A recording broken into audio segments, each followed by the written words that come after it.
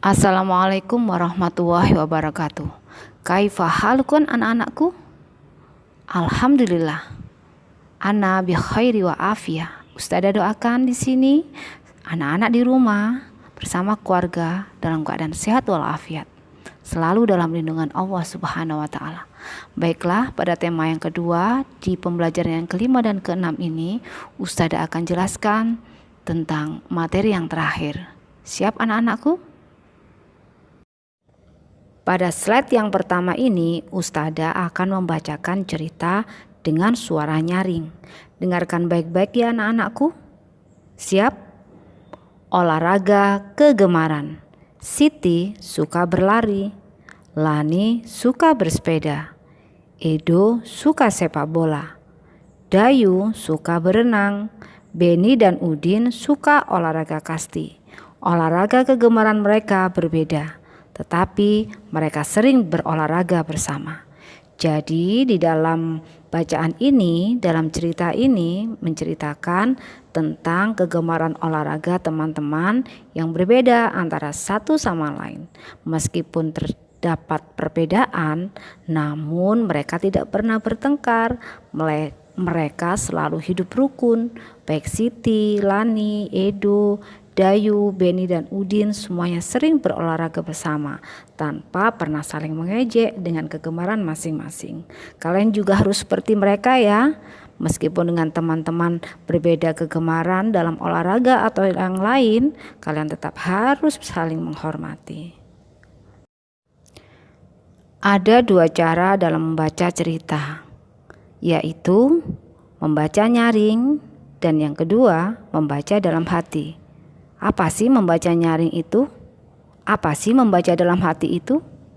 Coba perhatikan slide dari Ustazah berikut ini.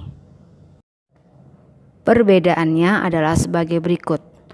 Untuk membaca nyaring artinya membaca dengan suara yang keras.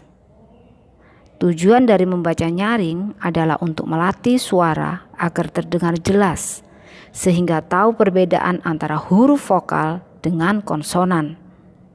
Sekarang membaca dalam hati, artinya membaca dengan suara yang sangat pelan, bahkan tidak bersuara. Tujuan dari membaca dalam hati adalah untuk memudahkan kita memahami isi tulisan yang sedang kita baca. Sekarang kalian sudah tahu ya perbedaan antara membaca nyaring dan membaca dalam hati? Yuk kita praktekkan supaya bisa tahu perbedaannya dengan jelas antara membaca nyaring dan membaca dalam hati. Sekarang kita sampai pada materi soal cerita. Apa yang dimaksud dengan soal cerita? Yaitu soal menghitung yang dibuat dalam bentuk cerita singkat. Untuk lebih jelasnya, perhatikan slide berikut ini. Ini adalah contoh soal cerita yang pertama. Kita baca dulu ya. Lani diberi tugas merapikan bola. Mari bantu Lani menghitung bola basket. Kita bisa lihat kotak yang pertama berisi 1 bola basket dan kotak yang kedua berisi 6 bola basket. 1 bola basket ditambah 6 bola basket ada 7 bola basket. Inilah contoh soal cerita yang pertama. Kalau yang ini adalah contoh soal cerita yang kedua. Yuk kita baca bersama-sama contoh soal cerita yang kedua. Dayu membawa 3 kok untuk bermain bulu tangkis. Lani membawa 4 kok. Berapakah jumlah kok yang dibawa Dayu dan Lani? Kalian bisa menjawabnya dengan cara seperti di bawah ini. 3 kok dan 4 kok sama dengan 3 ditambah 4. Jadi jumlah kok Dayu dan Lani ialah berapa? Ayo, siapa yang bisa cepat menghitung 3 ditambah 4? Ya, benar sekali, ada 7 kok. Jadi anak-anak, inilah contoh soal cerita yang kedua. Kalau yang pada soal cerita yang pertama tadi dibantu gambar, sedangkan pada contoh soal cerita yang kedua tanpa gambar. Oke anak-anak ya, terus belajar ya supaya bisa. Nah, kalau yang ini kita masuk ke materi jenis-jenis olahraga. Coba di sini ada beberapa gambar yang akan Ustadzah sajikan. Kamu lihat, pada gambar yang pertama ada anak-anak yang sedang berolahraga karate. Apa itu Ustadzah karate? Karate itu sejenis olahraga olah tubuh seperti silat. Kemudian gambar yang kedua adalah olahraga lari gawang. Apa olahraga lari gawang itu? Yaitu olahraga berlari tapi harus melewati rintangan. Kamu bisa lihat gambarnya.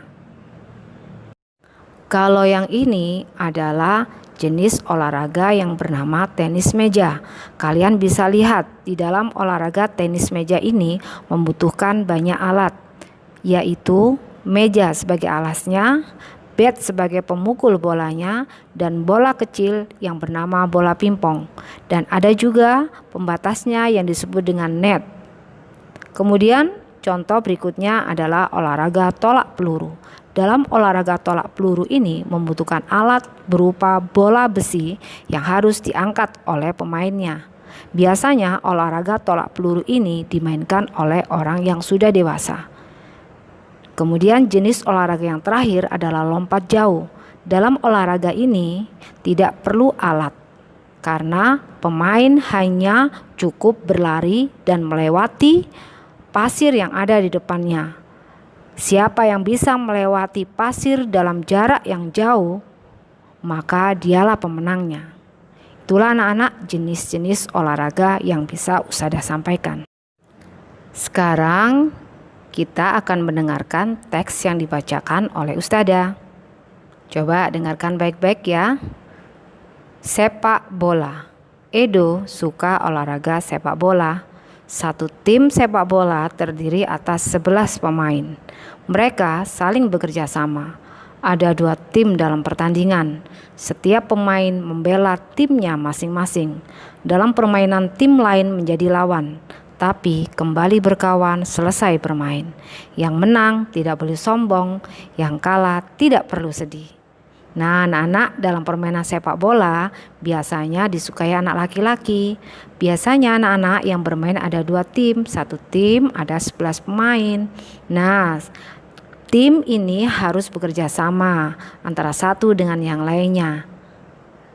Pada saat terakhir pasti ada yang menjadi juara dan ada yang menjadi tim yang kalah. Untuk yang menjadi juara tidak boleh sombong, dan untuk tim yang kalah tidak boleh juga sedih. Sekarang kita sampai pada slide yang terakhir. Kita baca judulnya, Sikap Sportif dan Tidak Sombong. Coba kalian lihat dan perhatikan gambar yang terakhir ini. Ini adalah gambar anak-anak yang sedang bersedih dan anak-anak yang sedang gembira. Apa ya yang sedang terjadi? Oh, ternyata tim sepak bola Edo, Beni, dan Udin mengalami kekalahan. Mereka tampak bersedih. Sedangkan tim lawan tertawa gembira. Mereka senang sekali karena timnya menang. Nah, anak-anak, kalau kalian mengalami hal seperti ini, yaitu mengalami kekalahan, jangan terlalu sedih, tapi harus bersikap sportif, yaitu menerima kekalahan. Dan bagi yang menang tidak boleh sombong, karena sikap sombong tidak disukai oleh Allah. Baiklah anak-anak, sikap sportif dan tidak sombong harus kita terapkan dalam kehidupan sehari-hari. Alhamdulillah, berakhir sudah penyampaian materi tema 2, subtema 1. Kalian pelajari lagi ya semuanya. Ustadzah doakan kalian diberikan oleh Allah kelancaran, sehat selalu semua keluarga yang ada di rumah. Oke anak-anak, Ustadzah akhiri dengan membaca Alhamdulillah. Kemudian pesan dari Ustadzah, don't forget to pray on time, don't forget to read Holy Quran, don't forget to obey your parent, don't forget to study at home and be careful. Bye bye. Wassalamualaikum warahmatullahi wabarakatuh.